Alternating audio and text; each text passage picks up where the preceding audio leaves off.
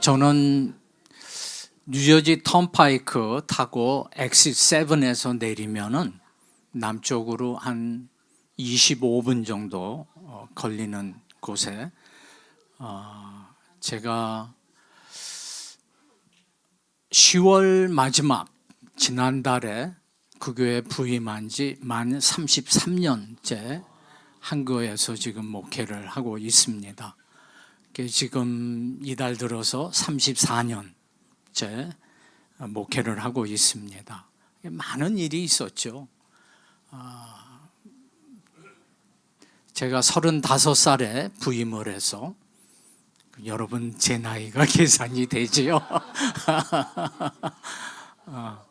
아이 셋을 데리고 그곳에 왔습니다. 그래서 제가 오늘 우리 평소에 신실하신 우리 박호종 목사님 부탁을 해서 이렇게 오게 됐습니다. 이 가족과 같이 만나는 것 같습니다. 예수님이 여리고 성으로 들어가실 때에 삭개오가 키가 작죠. 세리장이고 부자였다고 말합니다. 키가 작았기 때문에 군중 앞에서 예수님을 볼 수가 없어요. 그래서 뽕나무에 올라가려고 하는데 딱 보니까 뽕나무에 니고데모가 올라가 있는 거예요. 그거를 밑에서 본 삭개오가 니고데모 선생님이여 거기 내려오십시오. 거기는 내가 올라갈 자리입니다. 이렇게 어느 설교자가, 한국에 있는 목사님이 설교를 하다가 니고데모가 올라갔습니다. 그러고 나서는 실수한 거를 깨달았어요. 그러니까는 아주 기발하게 거기에 내려오십시오. 거기는 내가 올라갈 자리입니다. 우리 때때로 미국에서 오랫동안 우리 살다 보면 영어도 잘하는 것 같고 한국말도 잘하는 것 같은데 어느 때 보면은 한국말도 잘 안 되고 영어도 잘 안 될 때가 있습니다. 그래서 제 말이 좀 어눌하고 표현이 참 해도 여러분이 자동 번역기로 잘 통역하시기를 바랍니다. 오늘 갈라디아서 2장 16절에 있는 말씀은 사람이 의롭게 되는 것은 율법의 행위에서 난 것이 아니요 오직 예수 그리스도를 믿음으로 말미암는 줄을 아는 거로 우리도 그리스도 예수를 믿나니 우리가 율법의 행위에서도 아니고 그리스도를 믿음으로써 의롭다 해서 아니고 그리스도를 믿음에서 의롭다함을 얻으려 함이라. 율법의 행위로서는 의롭다함을 얻을 육체가 없는다. 자, 이 말씀은요, 믿음으로 구원을 받는다. 율법의 행위로서 구원을 받을 수가 없다. 이 말씀은요, 교회에 처음 등록하신 새신자 반에서 가르치는 주 내용입니다. 근데 이 말씀의 대상이 누구냐?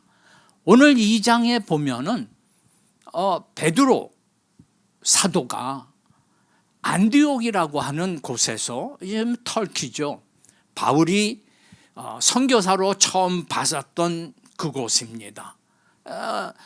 거기에서 이방인들과 같이 식사를 하고 있었어요.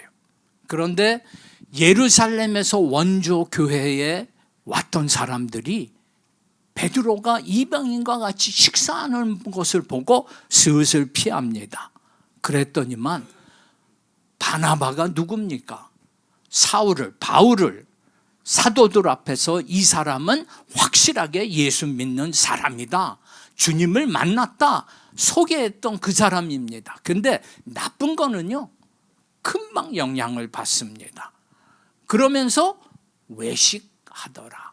오늘 어느 주일 예배 때, 아니 성경 공부 때 우리 교인에게 외식이 뭐지요? 그랬더니만 eat out, 외식주의 eat out이라고 그래요.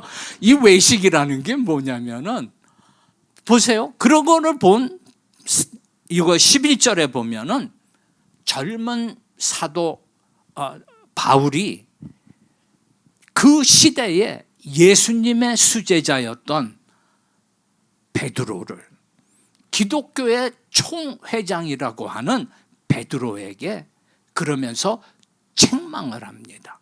책망하는 내용이 14절에 나는 저희가 복음의 진리를 따라 바로 행하지 않음을 보고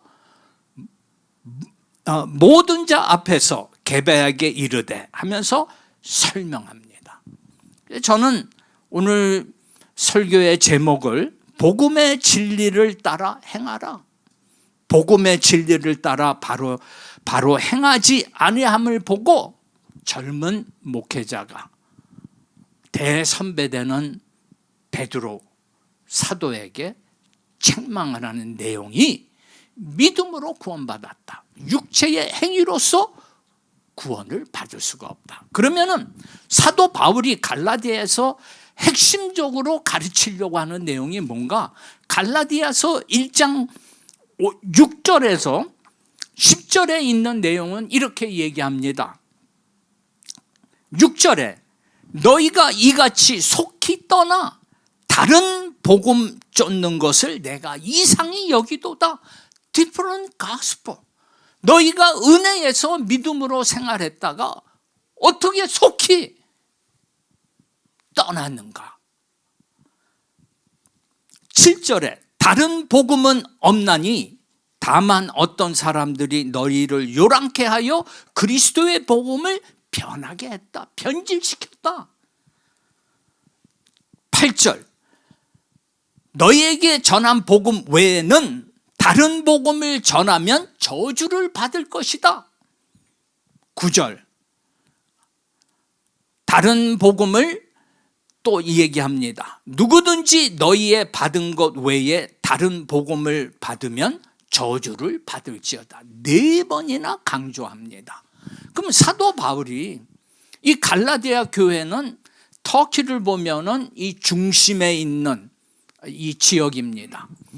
우리가 갈라디아서 4장에 보면은 사도 바울이 4장 13절에 보면은 이렇게 얘기합니다. 내가 처음에 육체의 약함을 인하여 너희에게 복음 전하는 것을 너희가 알았다. 그러니까 사도 바울이 몸이 아파서 그 지역에서 아마 요양을 하고 있는 것을 알았어요. 14절에 보니까 너희를 시험하는 것이 내 육체에 있으되 이것을 업신여기지도 않았다. 어떤 중병이 있었던가 합니다. 그 시대에 깔보는 무시하는 질병에 걸렸어요. 그런데도 불구하고 시험거리가 있어도 너희는 하나님과 같이, 하나님의 천사와 같이 너희는 나를 대했다. 그러면서 만약에 할 수만 있더라면 너희 눈이라도 빼어서 나에게 주었을 것이다. 우리 지난주에 저희 교회에서 토요일 날에 장례식이 있었고, 그리고 32세 된 우리 교회, 그러니까 청년 때부터 33년 동안 알던 친구인데 태권도 사범도 하고, 그런데 갑자기 스트로크를 당했어요. 지난 화요일 날 스트로크를 당해서 응급실에 실려갔더니만 수술을 할 수가 없어요. 피가 어디서 나오는지를 발견을 못하는 거예요. 그래서 목요일 날 모든 바이털 서포트를 빼기로 작정합니다. 근데 보니까는 이분이 그 장기 기증자라는 것을 알았어요. 그래서 의료진이 생명을 연장시켜서, 그래서 주일날 오후 5시에 장기를 척출하는 수술을 했습니다. 2개의 폐, 심장, 신장 콩팥 2개, 그리고 티슈, 그리고는 뼈, 가능한 모든 것을 척출하는 그 수술을 들어가기 직전에 인텐시브 케어 유닛의 방에서 침대를 끌고 수술실로 들어갈 때에 의료진이 그 모든 사람들이 양쪽에 서서 경의를 표하더라고요. 저는 그거를 처음 봤습니다. 그래서 수술실로 들어간 경우가 그것을 이제 보았는데, 이식한 사람들은 생명을 연장되는 거죠. 사도 바울이 너희가 교인이 나를 위해 선하면 눈을 주었을 것이다, 이렇게 믿음에 굳건한 사람들이었어요. 그런데 왜 갈라디아 교회에 사도 바울이 책망을 하냐? 이유가 뭐냐? 보세요. 예수 그리스도의 은혜의 피공로로 하나님 앞에 설 수 있는 길이 유일한 길이죠. 아멘. 근데 갈라디아 교회에서 율법주의자들이 온 거예요. 로마서 7장 12절에 율법은 거룩하니 계명도 거룩하며 옳으며 선하도다. 근데 율법은 옳은 겁니다. 그러면 율법주의가 뭐냐? 리걸리즘과 이 복음적인 사람들의 차이가 뭐냐? 뭐 똑같이 보여요. 복음주의에 있는 사람들은 말씀에 순종해서 지키면 구원받는다고 그러고, 우리 복음주의에서도 내주하시는 성령님의 도움으로 내가 하나님의 말씀을 순종해 가는 것이다. 어떻게 보면은 말씀에 순종하는 것이 똑같아요. 근데 보세요. 율법은 옳은 거예요. 우리에게 몽학 선생이 되고, 오늘도 제가 단에 쓰기 전에 화장실을 가서 혹시 거울을 보면서 제 얼굴을 보고 머리카락을 좀 보고 이렇게 좀 했어요. 말씀은 뭐를 가리키냐? 나의 영적인 상태, 특별히 잘못된 나의 죄를 보는 거예요. 그래서 율법 아래 우리는 죄인이다. 그래서 누가 필요하죠? 예수 그리스도가 필요하다. 그래서 이게 차이입니다. 근데 여기에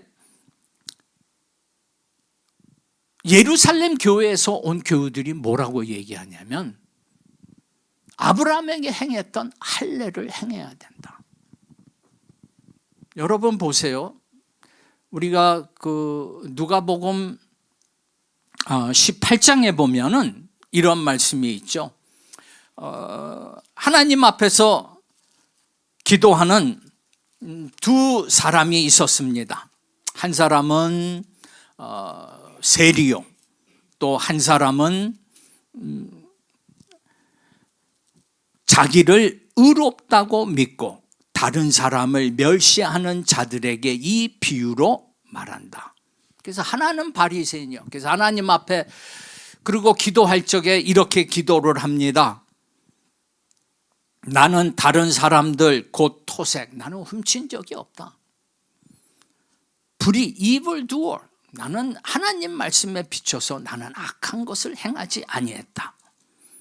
간음하지 아니했다. 그리고 저 세리와 같이 매국노처럼 자기의 이득을 위해서 나라를 버리고 하는 나는 저런 사람과 같지 않다. 나는 일주일에 2번 금식합니다. 나는 정확하게 11조를 합니다. 근데 세리는 고개를 들지 못하고 have mercy on me. 저는요, 이 말씀을 통해서 뭐를 깨달았냐면, 여러분 보세요. 한 주간 동안, 지난 한 달 동안 사시면서 교회를 위해서 열심히 봉사했어요. 기도 생활 열심히 했어요. 11조 헌금 많이 했어요. 그러면은요, 우리 마음속에는 하나님 앞에 나올 적에 기쁜 마음으로 나옵니다. 그러고는 하나님, 제가 한 달 동안, 한 주일 동안 남에게 해꾸지하지 아니하고 내가 참으며 배려하며 사랑으로 나는 헌신 봉사하며 살았습니다. 보세요. 그렇게 되면은 어떠한 모양이냐? 그거를 가지고 1%라도 99% 예수 그리스도를 믿어요. 거기에다가 내가 하나님을 위하고 하나님 앞에 내 헌신한 열심을 가지고 1%라도 가지고 하나님 앞에 당당히 서려고 하는 자가 율법주의자예요. 이거는 이단이에요. 100% 예수 그리스도의 은혜를 무시하는 자예요. 보세요. 우리가 보세요. 한 달 동안 내가 11조 헌금 생활 못했어요. 기도 생활 못했어요. 제대로 봉사를 못했어요. 특별히 병들어서 한 달 동안 병원에 있었습니다. 근데 하나님 앞에 나오니까 좀 부끄러운 거예요. 뭐에 근거해서? 내 행위에 근거해서. 행위에 근거해서는 하나님 앞에 구원받을 자가 없습니다. 근데 우리는 그거를 의지해요. 그래서 상대성이에요. 항상 내가 사람과 비교해서 조금 나오면은 우월감, 또 조금 못하면은 열등감. 하나님 앞에서는 그렇게 나올 수가 없습니다. 그러면서 우리가 여기 갈라디아서 2장 21절에 이렇게 말씀합니다.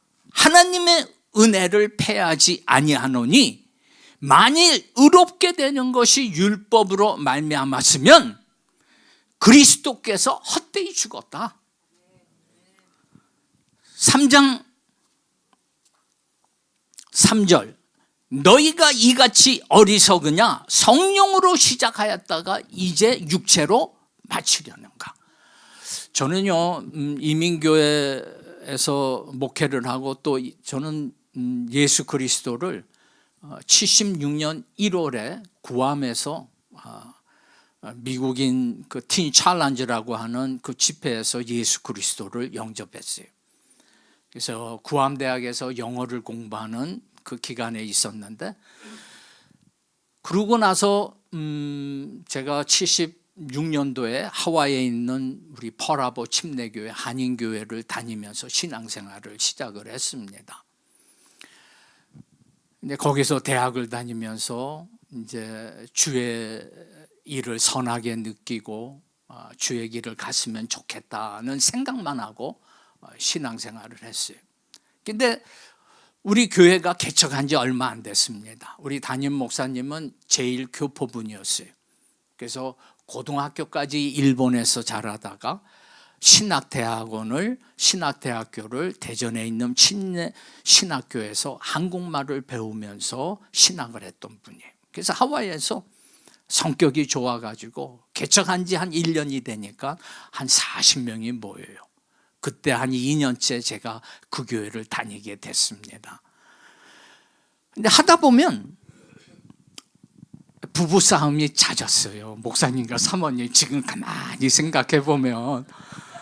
그래서 교인이 한 50명씩 모이고 어느 날 제가 의지하고 해서 그 목사님 집에 이제 가면은 목사님과 젊었죠. 두 아들 어렸죠. 근데 다투고 하는 모습을 제가 많이 봤어요. 근데 어느 날 집사님들이 모여 있는데 어느 집사님 댁에 모이더라고요. 저보고 오래요. 미수다문 오라고. 갔더니만 가만히 들어보니까 집사들이 목사님, 사모님 성토 돼요. 저는 가슴이 뛰더라고. 펄하버 침례교회인데 호놀룰루 공항에 내리시면은 교회가 한 10분 거리에 있습니다. 나중에 목사님이 왜 그거를 나에게 얘기해 주지 않았는가? 그거를 얘기하는데 얘기할 수가 없었어요. 교회에 대한 상처가 있었어요. 제가 예수님을 믿으니까요, 어떠한 현상이 벌어졌냐면 희한하게 기도하는 대로 이루어지더라고. 제가 뭔가 잘못하면은요, 하나님이 즉각적으로 저를 잘못을 가르쳐줘요.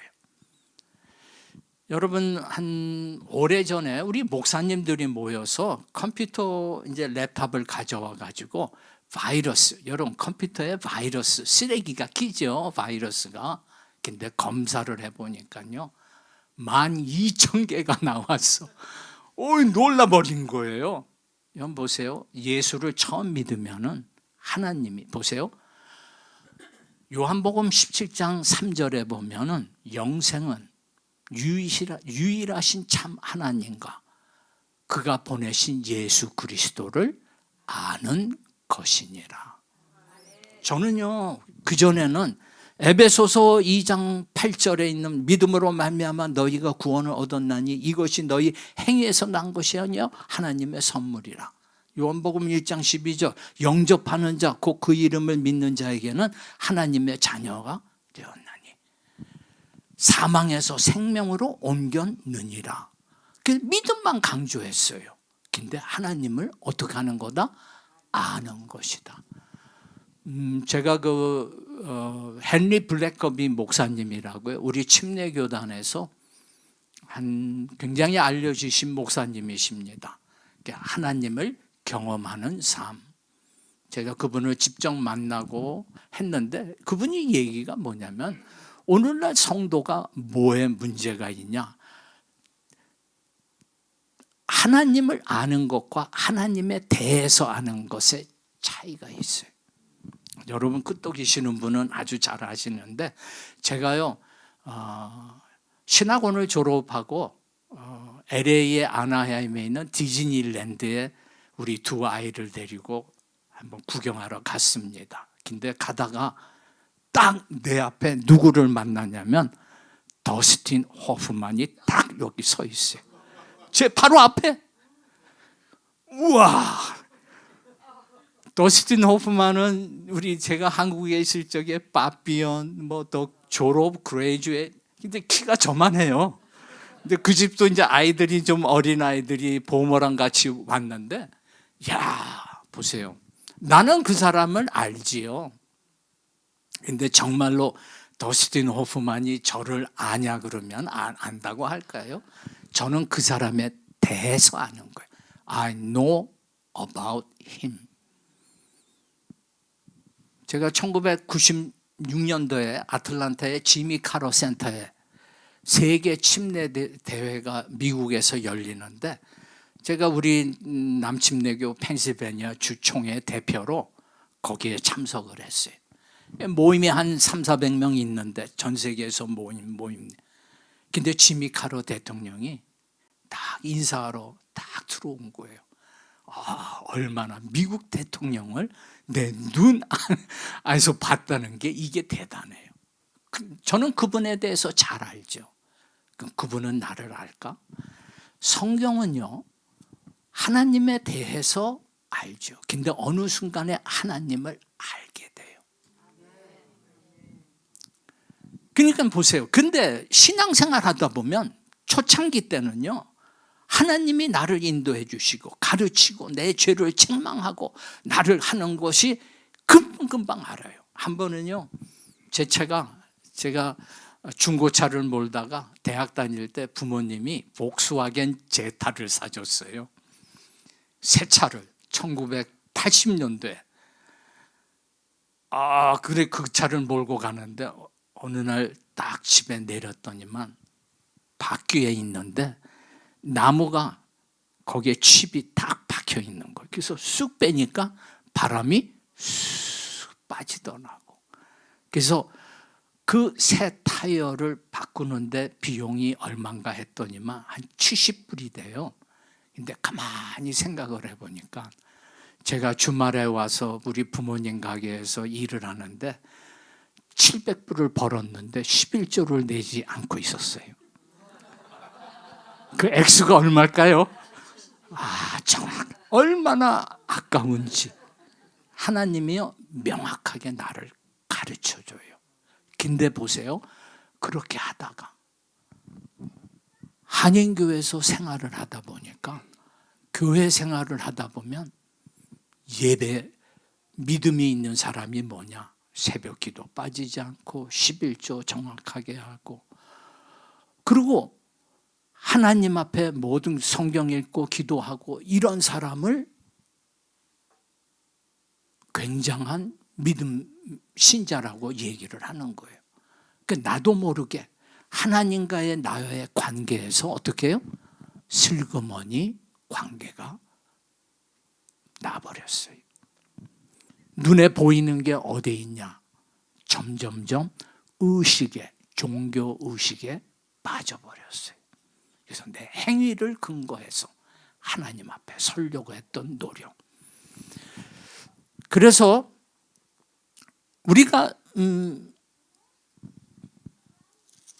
5장 갈라디아서 5장 2절에 이렇게 말씀합니다. 만일 할례를 받으면 그리스도께서 너희에게 아무 유익이 없다.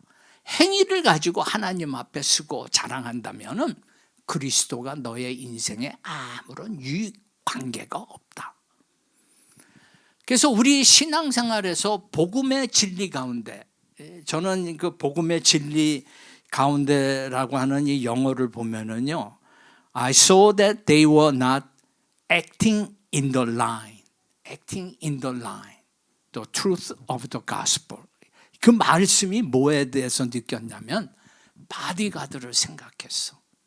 자기의 생명을 내놓고서도 최선에서 자기의 생명을 걸고서도 그 일을 하려고 하는 사람. 근데 베드로는 그렇게 하지 못한 것을 본 거예요. 그러니까 복음의 진리 가운데 행한다는 것은요, 저는 예수 믿기 전에 연약한 사람, 아낙네들이 하는 신앙인 줄 알았어. 근데 세월이 지나가면 지나갈수록 진짜 예수 믿고 하나님의 뜻을 알고 하나님의 길을 걸어가는 사람은 진정 용기 있는 자. 오늘도 찬양을 보니까 담대한 자. 거기에 살라고 권고를 합니다. 그래서 우리 신앙생활에서 내가 넘어지지 말아야 될 거, 율법주의에 빠지면은 초신자 상태가 아니에요. 그건 거짓, 잘못된 곳에 빠진 거예요. 다른 복음이에요. 복음의 진리에 행해야 된다. 그러면서 오늘 제가 여러분과 같이 좀 나눠야 될 게 뭐냐면은 사무엘상 제가 8장을 보면은 우리가 사무엘상을 보면은요 이렇습니다. 기록에 보면 엘리 제사장 시대죠. 자, 사무엘상 바로 앞쪽에 있는 게 룻기요, 룻의 사사기가 있습니다. 그래서 사사기의 마지막 장이 어떠한 장이냐? 이스라엘의 왕이 없으므로 자기 소견대로 행하더라. 그 말씀이, 자, 그 시대에 한나가 구체적인 그냥 아들, 딸 상관없이 나에게 자녀만 주세요라고 기도하지 않았죠. 그는 구체적으로 나에게 아들을 주시면 하나님 앞에 드리겠습니다. 한나는요, 그래서 그 아이가 젖먹이를 뗄 때까지 기다렸다가 하나님 전 실로에게 바칩니다. 구체적인 기도 응답받았죠. 하나님이 그를 기억하사 동침함에 아들을 주셨어요.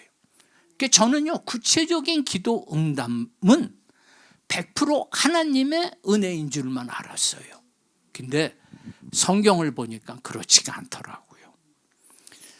왜냐면요, 이 사무엘상 8장에 가면은 어떠한 일이 벌어지냐면은, 그래서 이상한 엘리 제사장 시대가 있었고요. 그 다음에 사무엘 시대가 있었습니다.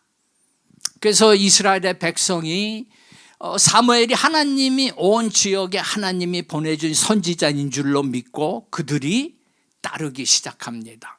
그래서 그들이 사무엘상 7장에 보면은 미스바에 온 이스라엘의 백성이 모여서 회개 운동을 합니다. 영성 운동을, 갱신 운동을 합니다. 그 모였다는 이야기를 듣고 블레셋이 공격을 하죠. 근데 하나님이 우레를 발해서 저들을 멸절합니다. 그러면서 그들이 7장 12절에 이렇게 얘기합니다.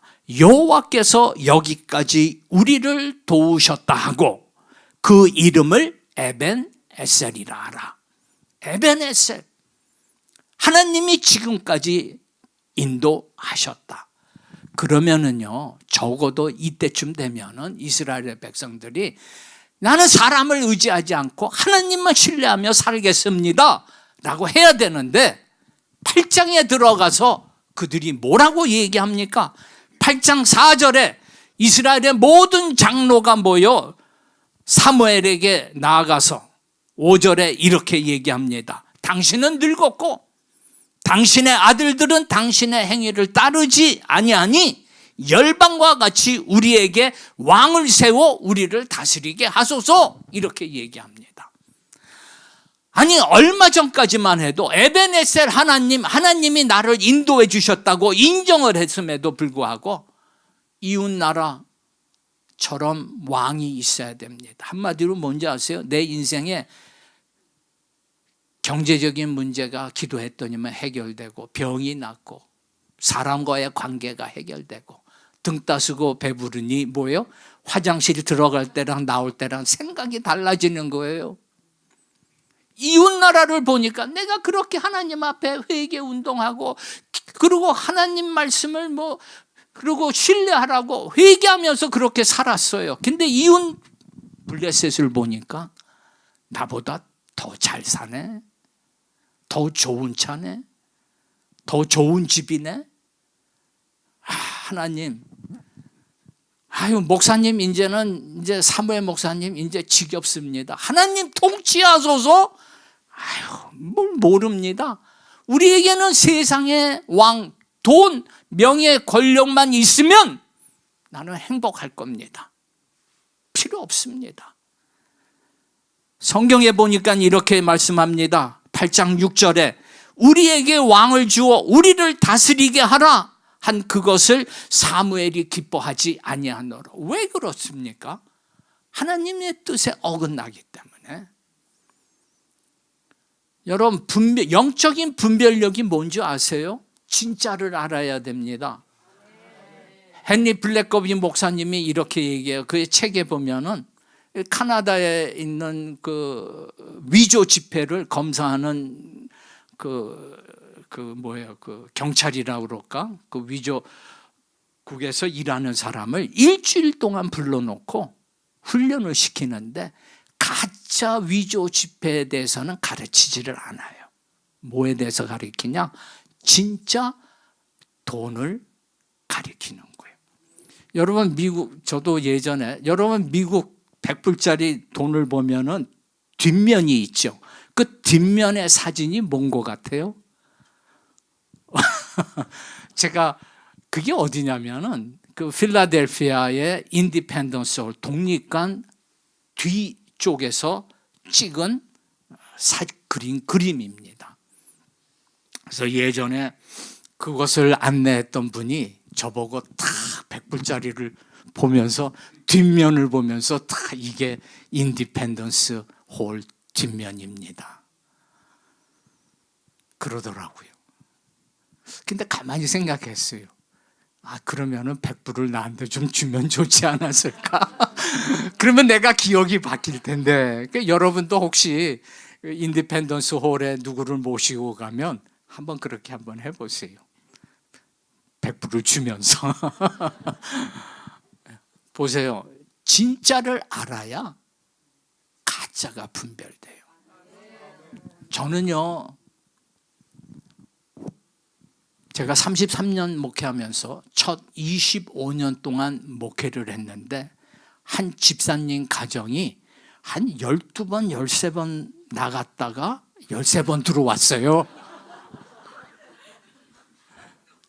저는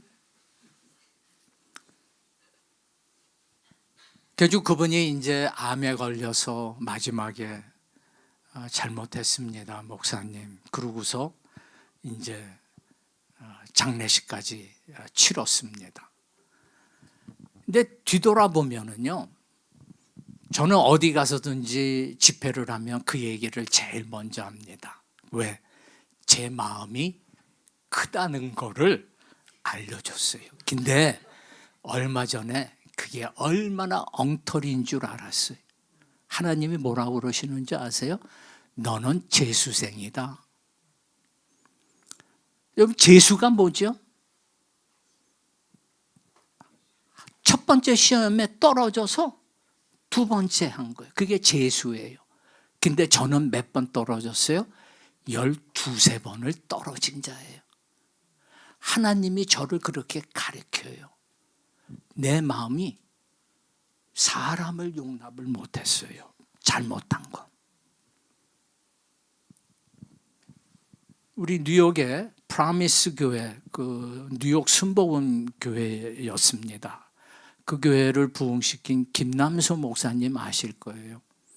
근데 그분의 지금은 원로 목사님이시죠. 그분의 아들이 있었어요.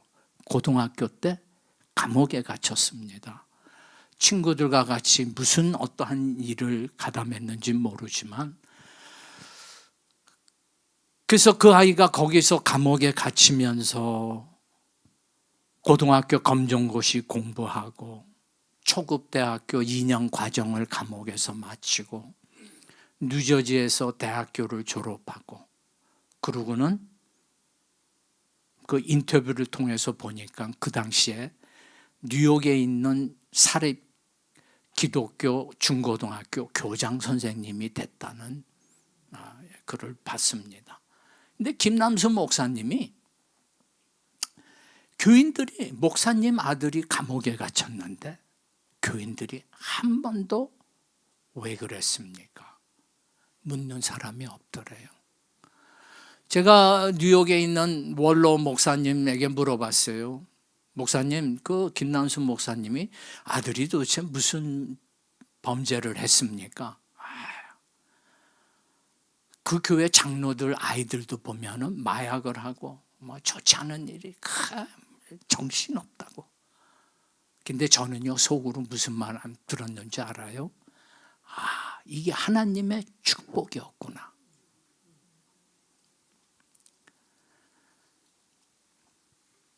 그러니까 탕자가 돌아왔을 적에 받아들일 수 있는 마음. 우리는요, 내 기대에 내 잣대를 가지고 사람을 판단합니다. 제가 한번 턴파이크 휴게소에 들렸어요. 그래서 옛날에 그 뭐죠? 와이트 초콜릿 무스를 좋아해가지고 딱 시켜놓고 고개를 딱 돌리는데 흑인 남녀가 몸이 이렇게 커. 그리고 앞에 있는 여자도 몸이 이렇게 커. 근데 운동을 하는 사람 같아. 근데 어떻게 저렇게 크고 이런 사람이. 그래가지고 제가 순식간에 판단을 하고 고개를 딱 돌리려고 하는데 딱 앉자마자 머리 숙여 기도를 하더라고. 여러분 보세요. 로마서 1장에 보면은 하나님의 진노가 21가지 믿지 않는 사람들의 죄를 쭉 열거를 합니다. 2장에 들어와서 너 유대인이 나은 게 뭐냐? 할례가 나은 게 뭐냐? 너 그리스도인이라고 뭐 나은 게 뭐가 있냐? 세례 침례를 받은 게 뭐가 있냐? 왜? 너희는 쉽게 남을 판단하고 정죄하는 자다. 예수 믿는 자는 죄가 하나가 더 많아. 무슨 죄? 판단하고 정죄하는 죄. 그래서 하나님이 편견이 없으신 하나님이다. 그래서 우리가 필요한 게 뭐냐? 바로 예수 그리스도의 은혜가 필요하다. 여기에 보세요. 사무엘이 이렇게 얘기합니다. 내가 기뻐하지 않는다. 하나님이 7절에 이렇게 말씀합니다. 사무엘에게 이르시되 백성이 내게 한 말을 다 들으라. 무슨 말이죠? 만약에 여러분 우리 교인들이 100%다 하나님 말로는 찬양할 적에 하나님 통치하소서. 그런데 기도하는 거 보면은 뭐예요? 하나님 필요 없고요. 하나님 내 돈이면 좋겠습니다. 이러면은요, 사무엘 같으면은요, 제가 사무엘이면 아마 목회 접고 떠났을 거예요. 근데 사무엘은 어떻게 했어요? 하나님이 이렇게 얘기하죠. 너 다 들어라. 백성이 한 말. 그들이 너를 버림이 아니요 나를 버려 자기들의 왕이 되지 못하게 하려 합니다. 보세요. 되게 하려 못하게 합니다. 그러니까 하나님은요, 그들이 너를 버린 게 목회자를 대적한 게 아니라 그들은 하나님을 버렸다. 나를 버렸다. 여기에 놀라운 진리가 있습니다. 하나님은 God takes personally. 하나님의 이름에 있는 교회, 목회자, 심지어 성도들에게 한 모든 것, 하나님은 그것을 God takes personally. 마태복음 25장에 보면 예수님, 우리가 언제 예수님을 헐벗을 때 우리가 먹이고 목마를 때 주고 옥에 갇혔을 적에 우리가 데려 신방을 하고 그랬습니까? 소자에게 행한 것이 곧 뭐야 돼? 나에게 행한 것이다. 하나님은요, 하나님의 이름에 있는 곳을 하나님은 개인적으로 받으세요. 그러면서 우리에게 말하기를 너희는 don't take personally.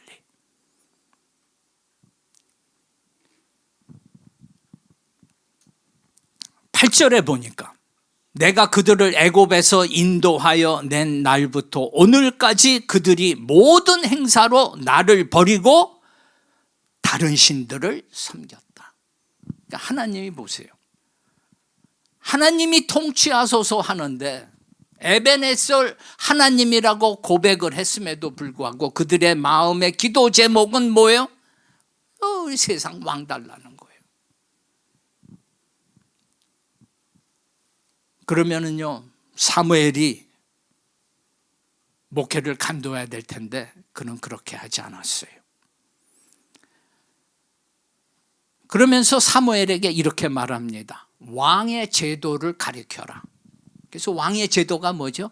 젊은 남자들은 군대에 착출하고 그러고는 세금으로 너희의 소득을 취할 것이고 너희의 딸들은 데려가 가지고 허들에나 어떠한 일들을 시킬 것이고 네가 밭에서 과수원에서 행하는 것에 소득의 세금으로 다 착취할 것이다. 보세요. 우리가 예수를 믿으면서 죄에 속해 있던 우리가 자유하게 되었다고, 나 자유 얻었네, 너 자유 얻었네, 이렇게 외치면서 하나님 통치하소서 하면서 세상 거를 부러워합니다. 그래서 하나님이 이렇게 가르쳐 주는 거예요. 너희가 내가 원하는 세상 왕이 뭡니까? 그 왕이 내 우상이 되고 그것이 나의 인생을 착취하고 나를 다스리게 된다는 거예요. 경고하라. 백성이 사무엘의 말 듣기를 거절하여 가로되 아니로소이다. 우리도 우리 왕이 있어야 됩니다. 하나님, 목사님 몰라서 그렇죠. 이민생활 여기 북분주조제 생활비 모든 게 다 비싼데 일을 해야 되고 편법을 써야 되고 해야 되는데 몰라서 그렇죠. 우리는 세상 왕이 있어야 됩니다. 그런데 하나님의 반응은 이렇습니다. 9장 16절. 너는 그에게 기름을 부어 내 백성 이스라엘의 지도자를 삼아라. 내 백성을 블레셋 사람의 손에서 구원하리라. 하나님이 뭐라고 그러죠? My people. 만약에 제가 우리 교인이 12번 나갈 때마다 이건 우리 교인이 아니야. 근데 제 아내가 뭐라고 그러는지 아세요? 여보, 그 집사님은 당신 교인이 아니에요. 하나님의 교인이에요. 만약에 당신이 이 교인을 받아들이지 않으면은 여보, 당신 이 목회지 떠나세요. 뭐라 그래요? 목회지를 떠나래요. 제가 정신이 버떡 들더라고. 근데 저는 매수를 했어요. 한 13번 failure. 과거에는 자랑인 줄 알았어. 주일날 교회 나오는데 무슨 일이 있어도 나는 주일날 여행을 가도 하나님 앞에 예배 드려야겠다. 하나님의 말씀이 내 마음에 박히면 내가 억지로 육체의 행위로 순종하는 게 아니라 내 안에 계신 성령님 도와주세요. 그거를 이기면 뭐예요? 또 한 단계 다른 길로 하나님이 인도하십니다. 그래서 구원이라는 게 그거예요. 사망에서 생명으로 옮겼느니라. 과거의 구원. 그리고 지금 어떻게 해요? 구원을 이룩하고 있고 구원이 완성이 되지요. 그래서 이 구원을 받고 가는 과정이 성화 과정이라고 그럽니다. 이러한 삶의 크고 작은 사건들을 통하여 내가 어떻게 한다? 하나님이 우리의 마음을 시험하사 하나님의 말씀을 붙들고 사는지 안 사는지. 그래서 복음의 진리 가운데 산다고 하는 말은 하나님의 뜻을, 하나님의 말씀을 붙들어야 돼요. 순종하면서 살아야 됩니다. 보세요. 하나님은 하나님, 그래도 세상 왕이 있어야 되죠. 근데 하나님의 입장은 어떻게 한다? 내 백성이다. 제 아내는 저랑 동갑인데요. 우리 손주 아이가 지금 4명이고요. 근데 지금 5번째 이제 손자들만이 있습니다. 근데 오랜만에 만나면은요, 애들이, 와이프가 그래요. 어이구, 내 새끼들. 하나님이 뭐라고 그럴까? 우리를 향하여 내 백성. 여러분, 자식이 잘못해서 우리 교인들도 보면 자식 때문에 속을 끓는 사람 많죠. 근데 그럴 때마다 어떤 분은 내 눈에 흙이 들이러 오기까지는 안 된다. 그런 사람도 있었어요. 근데 자녀는요, 품어야 되죠. 그러니까 율법이 우리에게 영적인 거울입니다. 저는요, 제 와이프가 어느 날 목감기가 걸렸어요. 그래서 항생제를 먹어야 될 정도로 편도선이 부어 있었어요. 그러니까 음식을 제대로 먹는데 제가 뭐 차려야 되잖아요. 그래서 이제 부엌에 들어가서 보니까 연어 스테이크가 하나 있더라고. 그래서 그거를 반으로 딱 잘랐어요. 딱 잘랐는데 한쪽이 좀 크더라고. 그래서 큰 거는 와이프 접시에다 놓고 그리고 이렇게 나눠줬습니다. 그러고는 이제 좀 와이프가 건강이 회복되고 이제 좀 시간이 지난 다음에 제가 자랑스럽게 얘기했죠. 여보, 당신 그때 목이 아플 때 내가 연어를 잘랐는데 큰 거 당신 줬다. 그랬더니만 와이프가 정색을 하면서 결혼한 날부터 나는 당신에게 따뜻한 밥 주고 나는 식은 밥 먹어도 우와, 그게 비춰지니까요. 우와, 하나님, 나는요 아내를 사랑한다는 게 보세요. 아가페적 사랑도 하지 못했고요. 헬라 말은요, 사랑이라는 게 우리 지역이 필라델피아인데 필레오, 형제 우정이에요. 교회에서도 문제를 보면은요, 형제, 친구 간의 우정만 있어도 교회 문제 안 일어날 것 같더라고. 스톨게, 가정의 사랑, 가족의 사랑이 얼마나 끈끈합니까? 가족이 누가 뭐 범죄자고 뭐가 잘못돼도 여러분 내칠 거예요? 품지요. 에로스, 연인의 사랑이면 콩깍지가 씌워지면은 그냥 모든 게 다 좋게 보이는 거예요. 인간관계 부부 사이에서도 이러한 사랑을 하면은 문제를 다 극복할 수 있어요. 근데 하나님의 아가페 사랑은 있는 그대로 받아야 돼요.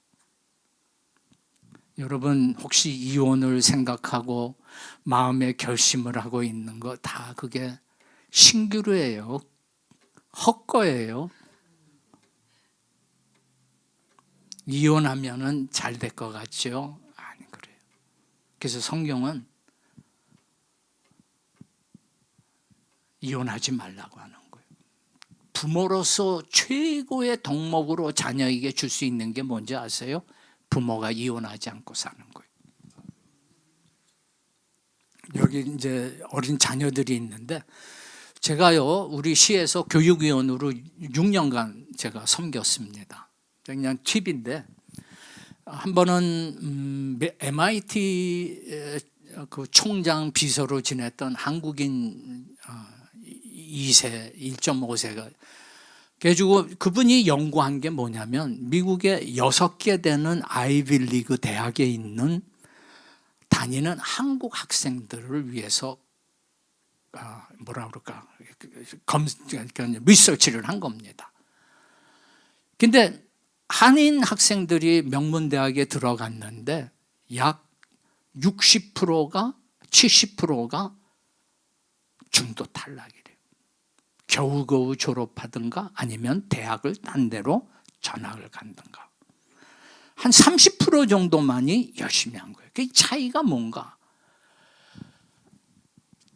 자기 스스로 고등학교 때부터 공부한 학생들은 대학에 가도 그렇게 공부를 했다는 거예요. 근데 부모의 잔소리, 부모의 푸싱한 걸로 해서 공부해서 들어가가지고 한 아이는 그게 이루어지지 않았다는 거예요. 그래서 여러분, 제가 여러분 자녀에게, 여러분 아이들이 미국에서 공부 잘하려고 그러면은요, 우리는 수학을 잘해야 된다고 생각하는데, 물론 수학이 중요하죠, 기본적으로. 근데 더 중요한 게 뭔지 아세요? 영어를 잘해야 합니다. 어떤 영어를 잘해야 되냐? comprehension, 독해력이 있어야 돼. 무슨 공부를 해도 과학이든 의학이든 역사든 철학이든 영어로 된 책으로 이해를 할 수 있는 독해력이 있어야 돼. 근데 그걸 하기 위해서는 여러분의 자녀들이, 제 친구가요, 고등학교 1학년 때 와가지고 MIT에 들어갔어요. 근데 그 이유가 뭐냐? 자기가 학교에 딱 고등학교에서 이제 돌아오면은 엄마가 권사님인데 아이들이 학교에서 오면은 간식을 좀 주면서 아이들과 같이 식탁에 앉아서 숙제를 하는 거예요. 그러면 권사님은 성경책을 읽는 거예요. 하루에 2시간씩. 그래서 여러분에게 제가 권하는 거는요, 1학년이다. 그럼 도서관 가면은요, 추천 도서 100권이 있습니다. 50권이든. 그러면 그 책을 빌려서 아이들에게 읽혀줘요. 읽게 해요. 그런 다음에 아이들에게 처음엔 독후감을 못 쓰죠. 그런데 그 내용이 어땠는가만 물어보세요. 그러면 그 책을 한 권을 뛸 적마다 독해력이 생겨. 그래서 공부 잘하는 아이들에게 권하는 건, 여러분이 공부하라 그러고는 딴 거 하지 마시고 같이 앉아서 여러분이 성경을 읽든 어떠한 일을 하든 같이 앉아서 시간을 꼭 보내세요. 제가 젊은 분들이 있어서 이 얘기를 좀 나눴습니다. 자, 여러분 보세요.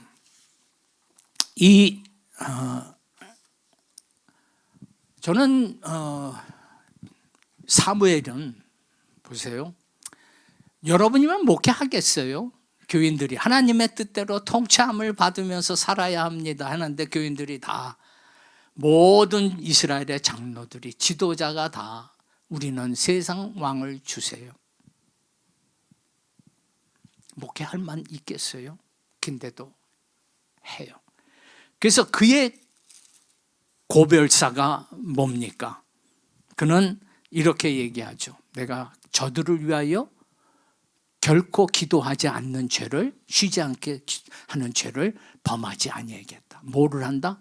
기도하지요. 그리고 하나님의 의로운 도를 저에게 가르치겠다. 이게 뭐죠? 사도행전에 나타나죠. 헬라 과부파가 빠지니까, 초대교회에 문제가 나니까 사도들이 집사를 세웠어요. 그 목적은 뭐죠? 사도들이 그 일에 매진하기보다 우리는 말씀 전하는 것과 뭐한다? 기도에 전념하겠다. 근데 보세요. 왕을 세웠어요. 그 왕이 누가 됐습니까?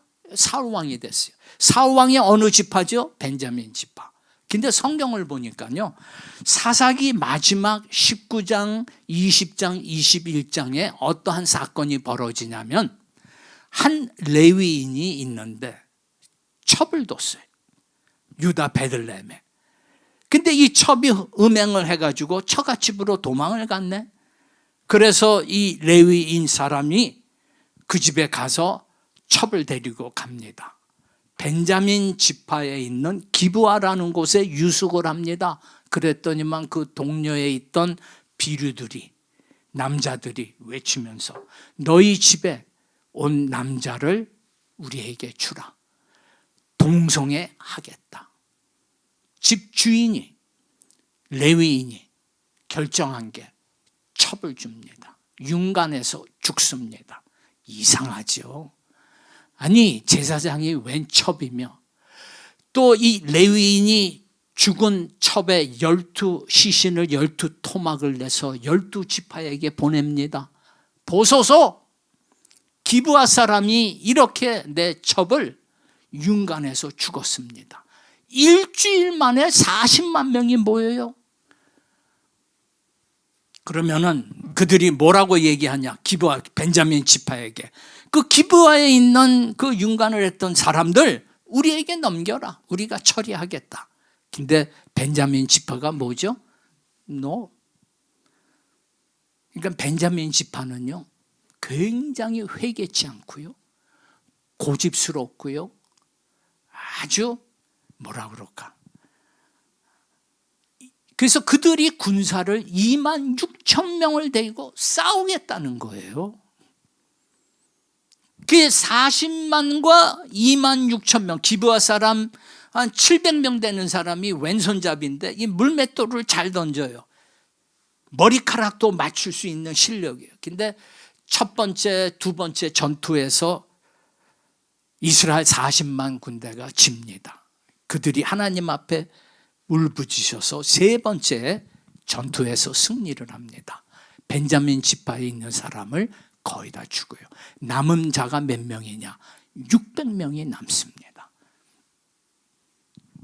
근데 그들이 전쟁에 승리를 하고 나서 11지파가 뭐라고 얘기하냐면 이 벤자민 사람들은 너무 회개치 않고 강팍하고 고집스럽고 비열한 사람들이니까 우리 딸을 그들에게 주지 말자. 맹약을 맺은 거예요. 그런데 세월이 지나서 가만히 생각하니까 다른 지파에, 우리 형제 중 벤자민 지파에 있는 이 족속이, 지파가 끊어질까 합니다. 하나님 앞에 회개하는 거예요. 근데 그 전쟁에 나서지 아니하는 야베스 길리앗이라고 하는 부족이 있는 걸 알고 거기로 공격을 합니다. 다 죽이는데 처녀 400명만 남겨둬요. 그들이 뭐라고 얘기하냐면 이 길리앗, 야베스 길리앗에 있는 400명을 벤자민 남자에게 줘서 결혼해서 자손을 퍼뜨리게 하자. 그래서 여러분, 사울 왕이 이렇게 얘기해요.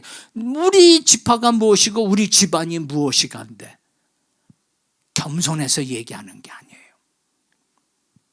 여러분, 애굽에 있던 이스라엘의 백성들이, 저 자녀들도 이제 결혼을 시키니까요, 이 사돈들 만나잖아요. 그 만나면은요, 뭐 하는 사람인가, 그 집안은 어떤가, 이거 훑어요. 봅니다. 근데 이스라엘의 노예 했던 거예요. 너희 아버지는 뭐냐? 노예. 할아버지는 뭐냐? 노예. 처갓집은 뭐냐? 노예. 참. 그러니까 거기에서도 보면은요, 집안이 참, 저는 그 라합이 그 여리고성의 첩자를 반기지 않습니까? 반기자마자 그들이 뭐라고 얘기하죠? 상천하지에 당신들의 하나님은 정말 놀랍다. 뭐라고 그러죠? 어떻게 애굽에 10가지 재앙을 내리고 출애굽을 하고 홍해를 건너고 40년 동안 이스라엘의 백성을 광야에게서 어떻게 먹이신 것, 이런 하나님이 없다. 저는요, 놀란 게 이스라엘의 백성이 약 한 200만 명이라고 하잖아요. 그들의 간증은 똑같았어요.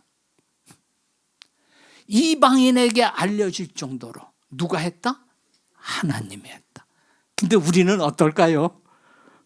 간증할 적에 내 믿음이 있고 내 기도가 있고 내 선량함이 있고 그러니까요, 이게 주여. 네. 그래서 제가요, 한 20년 전에 우리 부름받아 나서니 몸 어디든지 가오리 찬양을 부르다가 우리 교회에서 스탑. 여러분, 우리는 이 찬양을 부르기에 우리는 부적합합니다. 교인들과 다투고 나면 목장 예배 소그룹 모임뿐만 아니라 대예배도 빠지는데 아골골짝 빈들에도 간다고 찬양을 합니까? 우리는 이 노래 찬양 부를 자격이 없습니다. 끝내버렸어. 근데 한 10년 전에 불렀습니다. 제가 부임할 적에 교인이 한 20명 됐는데 한 2, 3년 되니까 교인이 100명이 넘어요. 아이들 한 70명, 미국 형제 한 7, 80명, 한 300명 가까이 되는 거예요. 그래서 하나님의 은혜로 바로 그냥 인근에 6에이커 되는 땅을 구입하게 되고, 그래서 제가 교육위원회에 출마한 거예요. 커머셜 존이었는데 상업부지니까 시에서 교회로 허가를 안 해주려고. 근데 돌아와 보니까 하나님이 교회당 허가를 받고 이 모든 게 하나님의 배후의 역사였는데 우리는 어떨까? 내가 잘났다고 한 거예요, 제가. 그래서 여러분, 신앙생활 하는 데 있어서 하나님의 길을 간다는 거, 사무엘은요, 사울이 왕을 세우죠. 그런데 첫 2년은 괜찮았는데 그 아모리 족속 죽이라고 불순종하잖아요. 이유가 뭐였습니까? 뭐 단 한 가지예요. 하나님께 제사 드린다. 근데 여러분 아세요? 왜 성경에 사울의 이야기가 많은가? 그 이야기의 주인공은 바로 누구다? 나다. 사울은요, 예배 중독자였어요. 사울 왕이 악신이 들으면 다윗을 죽이려고 창을 던지잖아요. 그 창이 던져서 벽에 꽂힐 정도로 3번 던지죠. 그러고 나서 다윗이 집으로 도망갑니다. 공주였던 미갈은 다윗을 사랑해서 죽이려고 한다. 집 주위로 아버지가 사울 왕이 둘러쌌다. 그래서 이제 창에 이제 뭐예요? 광주리로 이제 수동용 엘리베이터 타고 도망가는 거예요. 그러니까 어디로 도망가냐? 라만 나옳 사무엘에 있는 곳에 도망갑니다. 누군가 또 보고를 하는 거예요. 사울 왕이요, 거기에 있습니다. 군사를 보내죠. 그런데 여호와의 신이 임하자 어떻게 됐다? 그들도 예언하더라. 주일날 예배 드리는데 나를 죽이려고 왔던 교인이 은혜 받고 돌아간 거예요. 그러기를 3번. 그러니까 사울 왕이 자기 스스로 와서 죽이려고 온 거예요, 잡으러. 근데 그도 은혜를 받아 어떻게 하더라? 예언하더라. 그럼 보세요. 예언을 하면은 뭐가 특별할 거 아니에요? 근데 성경에 보면은 딱 클리어하게 딱 한 줄입니다. 하나님의 말씀이 없는 거예요. 하나님의 말씀이 자기의 인생의 중심이 없는 거예요. 월드뷰. 모든 인간은 세계관을 가지고 있습니다. 불신자들도요, 하나님에 대해서 세계관이 있죠. 어떤 사람은 신이 없다. 어떤 사람은 다신론자. 기독교는 유일한 신. 우리는 세상에 있는 모든 것을 자연이라고 하는데 그 자연이라는 말은 스스로 생긴다는 건데 하나님의 창조물이잖아요. 그 차이, 그리고 사람과의 관계. 세상에서는 사람을 경쟁으로 보는데 성경은 사랑의 대상으로 보잖아요. 그래서 사람은 세계관을 가지고 있어요. 우리가 태어나서 우리는 마음속에 보물함이 있어요. 트레저 체스트가 있어요. 그래서 부모님이 얘기하는 삶의 가치관, 보석을 내 마음속에 넣습니다. 학교에 가면 친구들, 내가 살았던 시대의 가치관. 근데 어느 순간에 예수를 믿게 되니까 그게 속은 거예요. 그게 아니라는 거죠. 그래서 성경적인 세계관이라는 것은 이게 기독교 윤리, 이게 다 똑같은 말입니다. 하나님의 말씀이 내 삶 속에 뭐가 있어야 된다? 뿌리를 박아야 된다. implanted. 근데 사울은 예언까지도 했어요. 예배를 그렇게 드렸어요. 그런데 뭐가 없었다? 하나님의 말씀에 중심이 없었던 거예요. 그거에 비해서 다윗 왕은 어떻습니까? 바울이 이렇게 고백을 합니다. 사울이 40년 만에 폐위하시고 다윗을 선택한 건 하나님의 뜻을 알고 쫓았더라. 그래서 여러분, 우리 신앙생활 하는데 하나님의 말씀이 내 삶 속에 뿌리 박아야 돼요. 제가 한 가지 예화하고 끝내겠습니다. 제가 대학 다닐 적에 Godliness through Discipline이라고 하는 그 존 아담스가 쓴 조그만 책자가 있는데 지금도 벌써 한 45년 됐는데도 기억이 있는 게 뭐냐면, 여러분 운전하시죠? 어떻게 운전 배웠습니까? 살기 위해서 미국에서 근데 우리는요 이런 거예요. 내가 운전 못하는 걸 먼저 인식을 해야죠. 그렇죠? 근데 내가 운전하고 있는 모습, 선글라스를 끼고 내 좋은 차를 딱 타고 다 왼쪽에 팔을 딱 올리고 한 손으로 코너링을 딱 하는 그 모습을 그리는 거예요. 운전은 내가 교통법규를 배우죠. 하나님의 말씀을 통해서 내가 없는 거를 먼저 봐야 돼. 그래서 내 안에 없는 예수 그리스도의 형상, 마음을 하나님 내 갖기를 원합니다. 그러면은 무슨 일이 벌어지죠? 웬걸 사고가 나네. 제 남동생이 한국에서 온 목사님을 운전 연습시키려고 이제 운전을 이제 가다가 개가 한 마리가 갑자기 튀어나오니까 한국에 그렇게 유명하고 신학교 교수였던 분이 이놈의 개 SS 욕을 하더래요. 여러분 보세요. 우리에게 크고 작은 사건이 반드시 일어납니다. 근데 그럴 때 뭐 한다? 내가 하나님 말씀을 내가 자꾸만 선택하려고 하는 마음이 있어야 돼요. 우리가 살면서요, 그리스도의 마음을 품어라. 어떻게 해요? 남을 나보다 낫게 여기라. 근데 여러분, 내가 여기에서 탑 10%는 들 거 아니에요? 꼴찌가 되라는 거예요. 이는 저를 겸손하게 하사 낮추시사. 그래서 인생은요, 내가 잘 되고 간다고 생각하지 마세요. 인생에 크고 작은 일이 벌어지게 되면 고집스러웠던 여러분 교인, 고집스러웠던 내 배우자, 고집스러운 내 자녀, 효자 효녀가 진짜 누구냐면 그것 때문에 내가 아무것도 할 수 없는 상태에 그 사람이 나의 최고의 복동입니다. 블레싱이에요.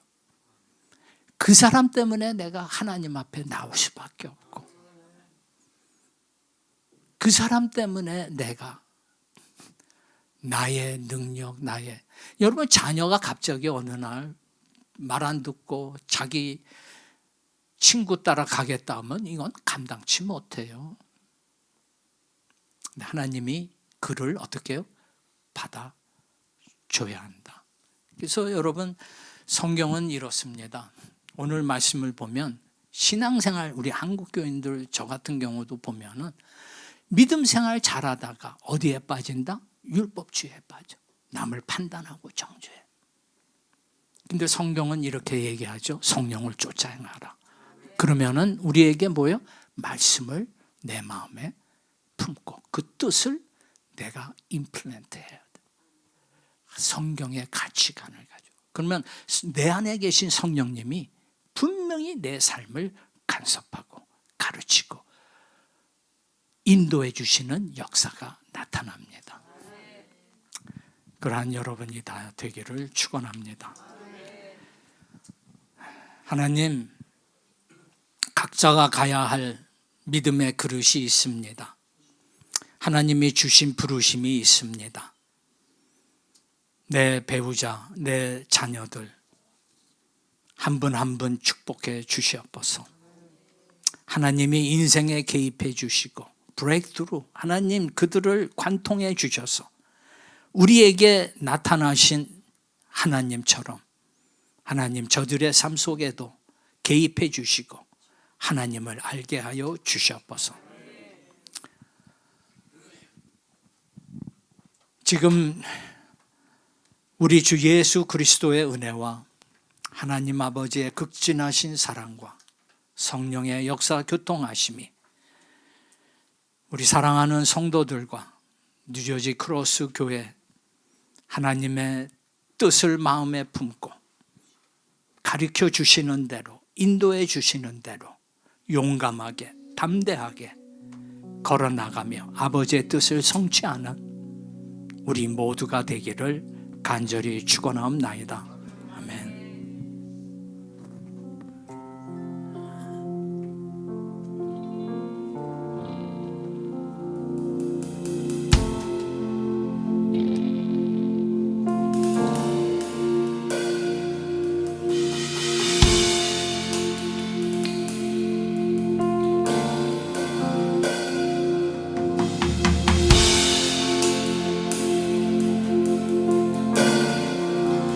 주 말씀 향하여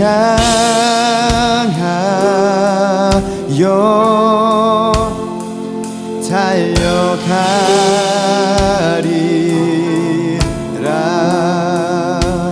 힘도 아니 능도 아니 오직 성령으로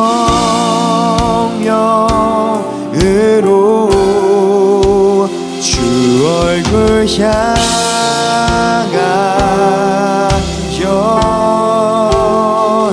달려가리라.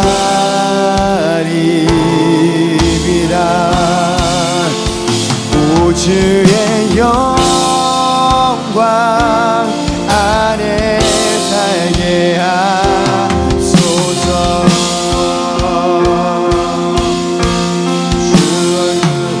주 말씀 향하여 달려가리라.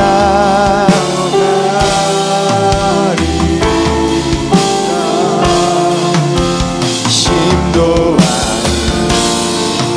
능도 아니 오직 성령으로 주 얼굴 향하여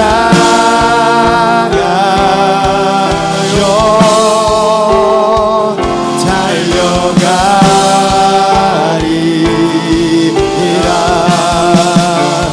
오 주의 영광 안에 살게 하소서. 우리 다시 한번 고백합니다. 주 말씀 향하여, 주 말씀 향하여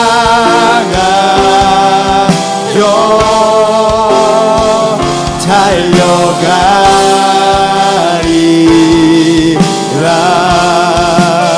힘도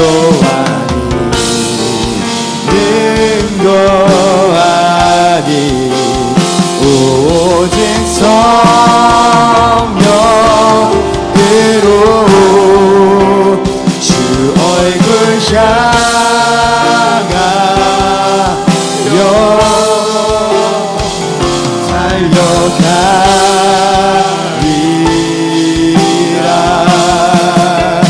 오 주의 영광 안에 살게 하소서. 처음부터 고백할까요? 하늘에 나는 새도 주 손길 돌보시네. 온 땅에 충만한 주 사랑으로 내 마음을 덮으소서. 주 나를 부르셨네. 주의 영광 위에 모든 사람 이끄소서. 주의 영광으로 주 말씀 향하여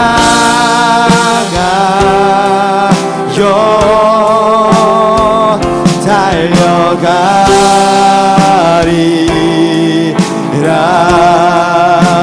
힘도 아니 능도 아니 오직 성령으로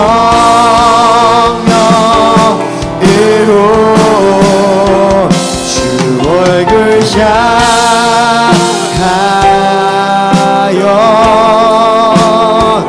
달려가리라.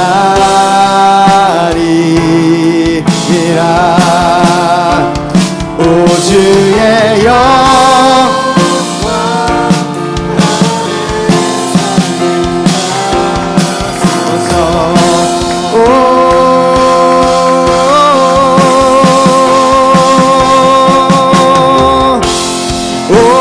오직 의인은 믿음으로 말미암아 살리라. 오직 의인은 믿음으로 말미암아 살리라. 오직 의인은 믿음으로 말미암아 살리라. 오직 의인은 믿음으로 말미암아 살리라.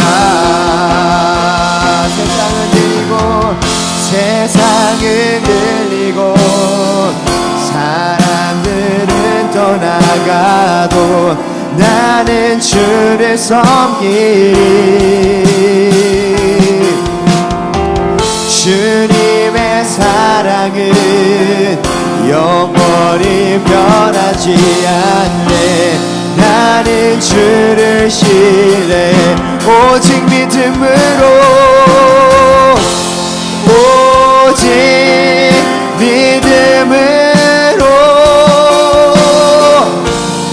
믿음으로 내가 살리라. 오직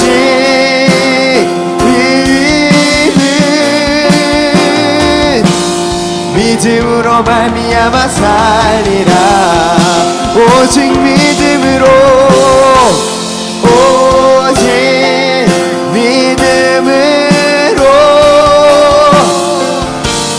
믿음으로 말미암아 살리라. 오직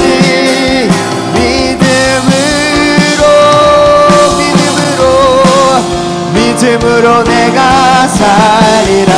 오직 의인은 오직 의인은 믿음으로 말미암아 살리라. 오직 의인은 믿음으로 말미암아 살리. 우리 마지막으로 고백합니다. 오직 믿음으로, 오직 믿음으로, 믿음으로 내가 살리라. 오직 믿음으로, 믿음으로 내가 살리라. 믿음으로 내가 살리라. 믿음으로 내가 살리라.